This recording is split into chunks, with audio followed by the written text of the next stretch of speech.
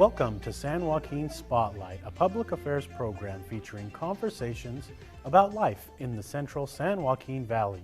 This program is brought to you in partnership between KFSR 90.7 FM and CMAC Fresno. I'm your host, Sevag Tateosian. Today we have two local veterans in the studio talking about local veteran affairs.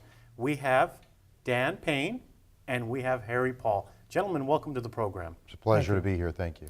First, let's start with you, Mr. Paul, about this incredible band. I was at an event recently, and I heard a band that was amazing.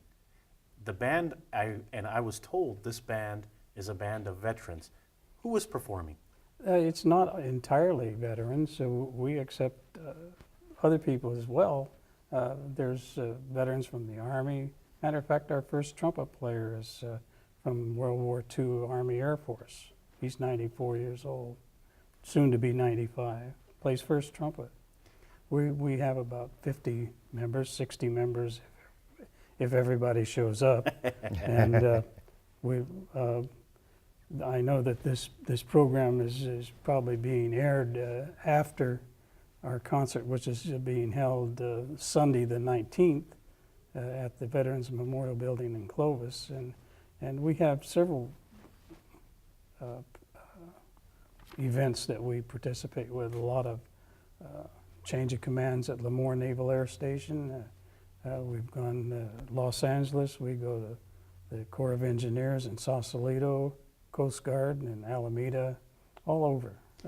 Do you practice like a band? Yes. Mean, how does the practice work, and when do you practice? Because I imagine you have a big group of individuals in this band. Right. They're not, as I said, all they're civilians, more civilians than veterans, but veterans also. We do a lot for the military and for the community and the active service and reserves and in all branches. We practice on Wednesdays at 6:30 at the Clovis Memorial District Building. All you have to do is come and play with us. Is there any instrument that the band is looking for now? I mean, yes. Which ones? Because clarinets. Clarinet. So for the clarinet players out there, they should come in contact with you at the Veterans. Just show up at our practice, which is 6:30 on Wednesdays, every Wednesday, at the Clovis Memorial District Building. Mr. Payne, I want to ask you about the Veterans Parade because I hear you're the voice behind the parade. Talk about when the parade is and what goes on at the parade. The parade is always held on the 11th of November on Veterans Day, and it always starts at 11/11, which was when they signed the armistice. So we've grown from just a run-of-the-mill mediocre Veterans Parade to the second largest parade, only second to New York. But we raise all our own funds, and New York's parade is actually funded by Donald Trump. But we're the only worldwide televised parade. We have affiliations with the Pentagon, which sends our parade to every ship and every base worldwide. We hit over 100 million households, and it's grown. We're at about 10,000 participants in the parade as we speak now. As far as participants, who are we talking about? Are these nonprofits or other military groups or community organizations? It's a myriad of organizations. We have, on an average, about 20 plus school bands that perform. Fresno State is always our lead band. They've earned that position. When I first started with the parade years ago, Fresno State used to voluntarily come out if it was during the midweek. And Veterans Day was not considered a holiday for Fresno State at the time. So when the band members would come, they would actually get penalized in some of the classes for cutting class to come to our parade. And Charlie Waters went to the state assembly and complained about it, and it's now a holiday. And so Fresno State is always our lead band. They've earned it, they deserve it. But we have organizations that are ROTC, junior ROTC. We have Salvation Army, we have the vet organizations, we have Vietnam organizations, Native American veterans, and a lot of civilian organizations that come. It's just a big parade. It's a huge parade with floats, and we have judges that judge the bands and the floats and the marching, and so we have different categories for giving out awards, and it's well put together. Mr. Paul, I want to talk to you a little bit about the band that you're a part of. You're vice president of the military band, correct? That's correct. And also of the association. That's correct. How is the association affiliated with the band? I mean, are the two separate or are they intertwined? Well, they're kind of intertwined because they're kind of like a sponsor. We fly under their colors, so to speak. And anytime we do an event, anything, we're covered by their insurance, which is a national. The Association of the United States Army is a very, very large organization. They have chapters in Korea, Germany, all over. And we're in what's called the 6th region. Would you say that Fresno has a big or large veteran population? I mean, compared Yes. to cities like LA or San Francisco, where our population may be bigger, how do we in Fresno compare? Well, I don't know the figures exactly, but I know there are a lot of ex-military here. We're actually, if I can, Yeah. we're actually one of the largest concentration of veterans throughout the United States are here in the Central Valley. We have a lot more consideration in veterans issues because of the number of veterans we have here and their families that we have here. There's over 2 million total, and in the valley alone we have over 300,000 veterans, and then with their families in all we're over 1 million, close to 2 million. Mr. Paul, about the band, where do they perform? I mean, let's say that I'm having an event in my backyard, and it is a fundraising event for a nonprofit. Would the band come and perform, or how do you vet where do you perform or You not? call me up, and if it's local and we're available, we'll be there. How does it make the band feel when they're performing? I mean, I imagine it's this sense It's a big of pride. family. We get along very well with one another. We've been together for quite some time. We get new members occasionally. For years, I play flute and piccolo. For years, there's been maybe 1 or 2 of us in that section. Last night, or rather Wednesday, when we practiced, we had 6 flutes, first time ever. And we're composed of older people like myself, and young college students who are very good musicians, and a little flute player that That's sits right. next to me is 12 years old. That's right, Or yeah. I'm sorry, turned 13. Yeah, that's right. And Cute little girl. she plays wonderfully. And I feel a little bad because I don't play quite that good. You mentioned that it's like one big family, and sometimes in the community there's these misconceptions, you know, oh, the Marines are tougher than the Army, or the Marines No, are... no. How does that play into the whole... Well, you're right. That's so that's This yeah. coming from the gentleman from the Marines. That's right. Well, he's a Marine, but I don't hold it against him, you know. But the number one service is the Army, naturally. This coming from a gentleman Of from the course, Army. from the Army. But I bring that up because there are a lot of people in the audience who seem to think, and I've heard this too, that, you know, one branch is better than the other, or, you know, the favorite one that I always hear is one branch is tougher than the other. We all defend the nation. Right. And so how is it in there? Are there is there competitions, or is it more like, you know what, we serve the country, let's come together and do what's right? That's the way it is in the military now. When I was in Europe, there was segregation, so to speak. The paratroopers, they had one place, the regular Army was another place, and so forth. But that's not the case anymore. And I spent some time back in Washington, D.C. at our national convention, and these young men that were coming back. There's a nice banter that goes on, and it's kind of a fun thing, and it's almost expected if you don't say something or whatever. And the Marines will in a club situation, we would tie it up with the Navy. But if an Army guy walked in, then the Navy and the Marines get together and go against the Army. But it's all fun. It's for fun. Nobody fights to the death or anything.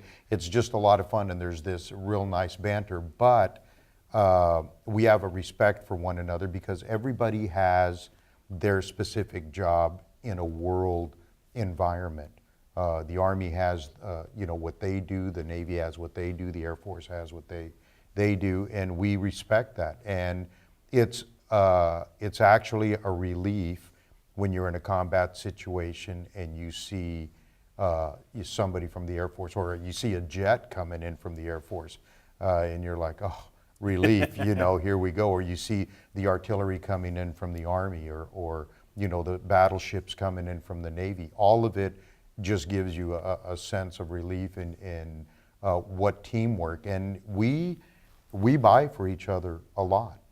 If we're in a bar or in an airport or whatever, and we see guys in Army uniforms, let me take care of that for you, and it's just with that appreciation we have for one another. We really do. And, I've never served, but I also appreciate what you all do and all the veterans and the men and women around the world protecting us. Sure. What message do you want to convey out to the general public? How can we support our men and women in uniform? I mean, I know it's kind of it may be a difficult question, but I've never served, but what can I do to help those that are serving? For me, I spent 23 years in the Marine Corps, so I spent a long time. I went in enlisted, and I became an officer in the Marine Corps and retired as an officer. So I did the gamut, spent some time in combat. What I'd like is for people to respect what we do and don't try to dictate how we fight a war or whatever. I remember when I first came back from Desert Storm and I got transferred here to Fresno, and I was walking into Fashion Fair Mall, and one of the media people had cameras there and said, wow, you have short hair, you look like you're possibly in the Army or whatever. And they said, there was people that were disagreeing with what happened in how we handled Desert Storm. And I said, I don't go into Vaughn's and tell the manager how you should display your vegetables, or I don't go into Mervyn's and say this is how you ought to put your sweaters or whatever. I said, because they know what they're doing, that's their business. I, on the other hand, am a career Marine. Let me do my business the best way I know how, and don't dictate to me unless you've worn the uniform. So we definitely love the support of our civilian counterparts, because that's why we do what we do. It's to allow them the freedom to do what they do. But respect us, let us do our jobs the way we do it best, and we'll all be the better for it. Mr. Paul, any comments on that question? No, just thank us for our service. Now, you mentioned off camera, we were talking a little bit, and you were a part of the Civil Corps of Engineers, or what was your role in the whole Army? I was in the Army Corps of Engineer Combat Engineers. And what does that troop entail? Well, actually, it goes up in front of the infantry to build the bridges so they can go fight.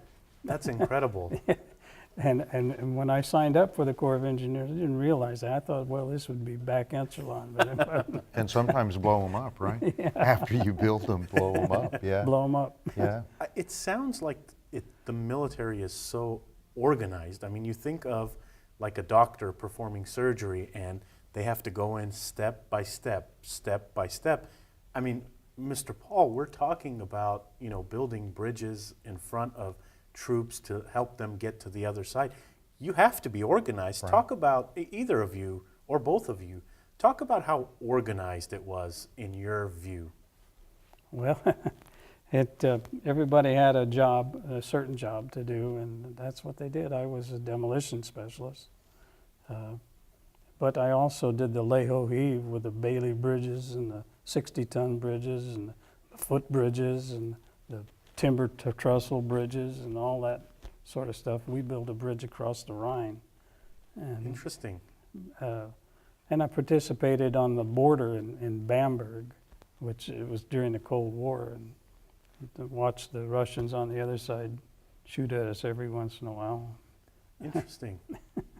Do you want to take a stab at the Yeah, question of Oregon? there's, for instance, we were at White Sands, New Mexico Army base up there, and we had the Navy and the Army, Marine Corps. Everybody was out there. We even had some German Air Force and Italian ground forces with us. And this was probably around April, May timeframe. And we did a massive joint exercise there. And everybody had their roles that they play. And at the end of the exercise, we were having a debrief of the entire exercise. And we're sitting there, and they back then they didn't have PowerPoint displays. They had those overhead projectors with the acetates on there. And the guy had the acetate down, and he said, here's the Marine Corps, here's this unit, here's the Army, here's the Navy, here's everybody. And then he quickly grabs a map of Kuwait, Iraq, Saudi Arabia, and he sets it right on top of that acetate. And he leaves it on there, and we weren't ready for that. We were just looking, and then all of a sudden we're looking at Iraq and Kuwait and all. And he says, you will see that again. And 3 months later, we're in Kuwait and Saudi doing Desert Storm. And you know, the way they had everything planned out of where the Army was, where the Marine Corps was, it complements their strengths. And we don't try to do what the Army does. The Army doesn't try to do what we do. And everything is covered, and we overlap each other. And then there's higher up in the command posts, we had I was an air defense guy, and we had surface-to-air missiles, and we locked on an Iraqi aircraft, and we were going to fire a missile on it. And we had missile engagement and everything on it, and the Air Force was in the command post as well and said, the air belongs to us, we'll take care of it. And our colonel is saying, we already got a lock on this guy. We can press a button and launch a bird. And the Air Force guy says, we control the air, we'll take it. And we had to back off, and he did that. There's a sense of pride Sure. that I feel when that whole situation you're talking about happens, because there's that respect. Sure. If that respect wasn't there, simply the Marines could have said, sorry, Yeah, we we're- already yeah. got a lock. Yeah. But that respect makes me feel good, Sure. from the outside listening. Mr. Paul, I know we've talked about a lot of topics today, but going back to the concerts that you perform, it's the Sounds of Freedom Military Band. That's Are right. there anything coming up for our audience members? Oh, yes, we got a very full schedule. I can read it better than I can just talk about it. As I say, the 19th, we have a full concert, which this gentleman is our master of ceremony. And then we have Monday on the 27th at the Liberty Cemetery, where we perform with I think it's Post 4. Yeah, Post 4 American Legion, yeah. Legion. Which is And, the oldest post in the area. Yeah, my father used to belong to that one. Wow. And matter of fact, in 1950, they had the state convention here in Fresno, and that was when the Memorial Auditorium was not with the, Right. like it didn't have the full stage. And I was a teenager, of course, and I played in the Post 4 band, and Wow. I played piccolo, so I played the Stars and Stripes Forever on that Wow. stage to the opening of that convention. But anyway, this is quite a thing, because that is the original veterans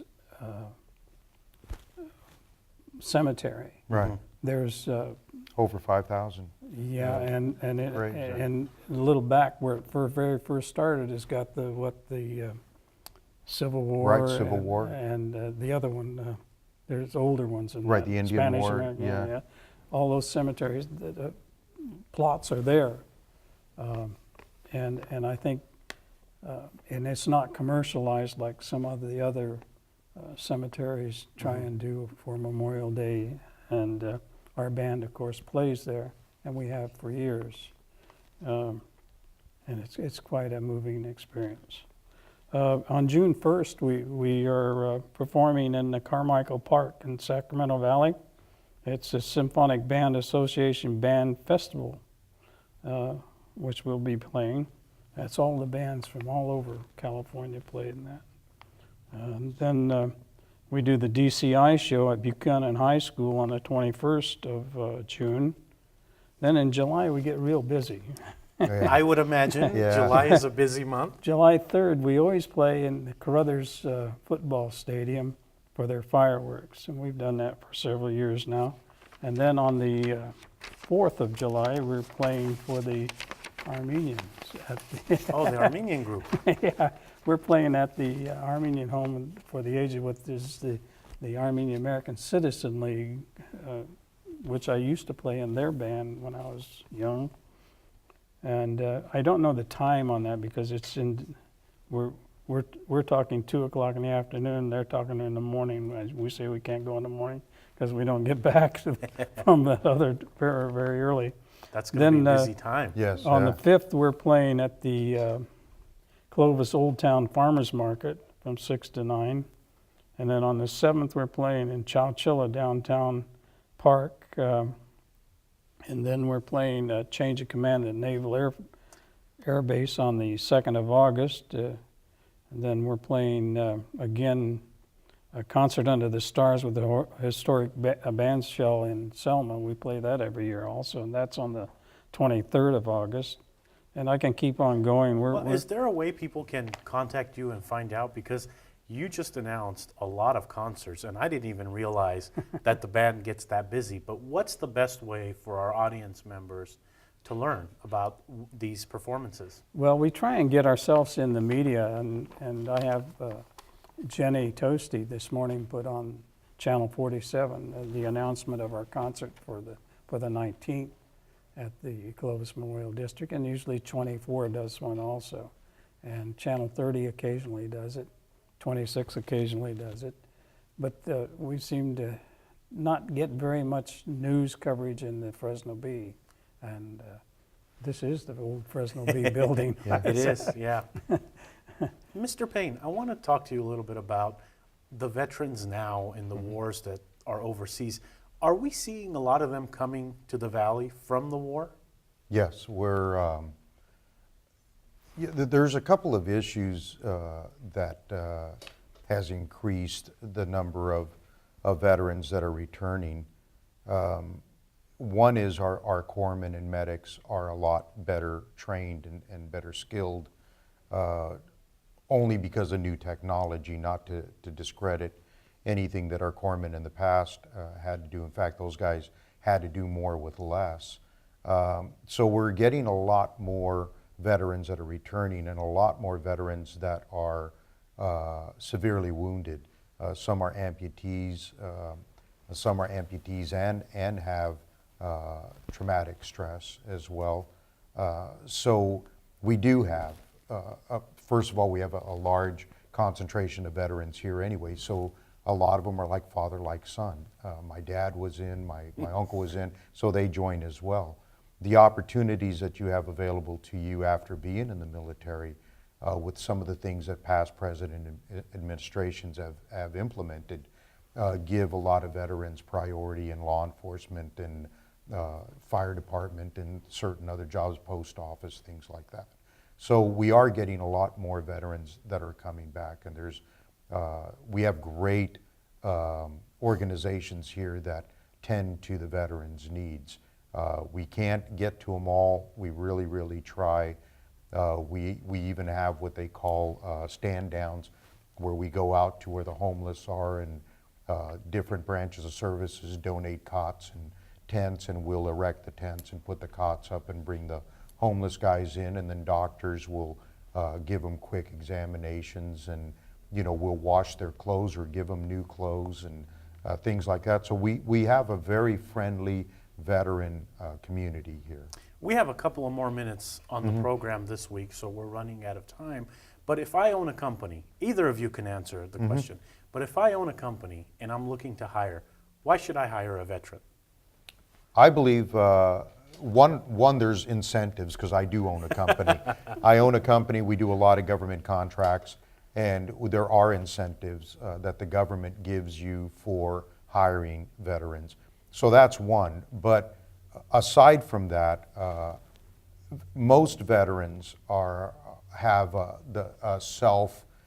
they have an initiative. They got good initiative, they have good loyalty, they have good work ethics, they follow directions really well, and many of them can lead really well. So it's really a benefit to hire these guys and these young ladies. The ladies are equally as productive as the guys are. Mr. Paul, are you proud that you joined back when you did? Yes, I'm glad I did, and I wish I had stayed in longer. But you know, when you're young, you don't understand a lot of things. Lastly, the military band. What can you say about that military band that performed, the one I saw? What can you say about it? The one you saw was a very small one. That was a small one, and it was great. But we're 50 to 60 strong, and when you hear about a concert coming up in this town, and it's the Sounds of Freedom, you should come. The Sounds of Freedom. Yeah. Real quick, because the maestro, the director of the band, Monty, very talented man, writes the arrangements himself, is well connected with people in Hollywood of music scores, and actually is in conversation with them. The band has, the talent in that band is incredible. I've emceed for the band, and it's riveting. The emotion, you take a ride with these guys when they play, you can feel the music, you can feel what is going on with the song. And these guys are well led and well talented, and they're just never a disappointment. They leave you speechless. That's why I brought Dan along. Well, I'm going to put you in the spot, Mr. Paul. I hate to do it, but your favorite performance that your band ever did, when was it? What was it for? I can't remember the year. It's been about 3 or 4 years, but we performed in the Sororian Theater. Incredible. And put that together, and we did this. We honored all those that had lost their lives. Yeah, it's the commitment and dedication. It's volunteer. These guys are all volunteer. They're there on time. They pour their heart out for practice. The tribute that they give to our fallen heroes is just unequal. These guys do a great job, and any family who attends one of their concerts will walk away impressed, and they'll be talking about it for a long time. Well, Mr. Paul, Mr. Payne, thank you so much for coming on the program. Real briefly, how can people find out more about the band, and how can people find out more about the parade? Well, they can give me a call. They can always reach me at my home, 275-9316, or my cell, 696-7406. And for us, we have a website for the Fresno Veterans Day Parade. They can look us up on our website, or they can call me at 351-3136, and we'd be more than happy to get them into our parade. Mr. Payne, Mr. Paul, thank you so much for coming on the program. That's all for this edition of San Joaquin Spotlight. My name is Sevag Tateosian. Today we learned about incredible things the veterans are doing here in our valley. Thank you to the volunteer crew that made this production possible. Thank you to 90.7 KFSR Fresno and CMAC Fresno. Tune in next week for a new edition.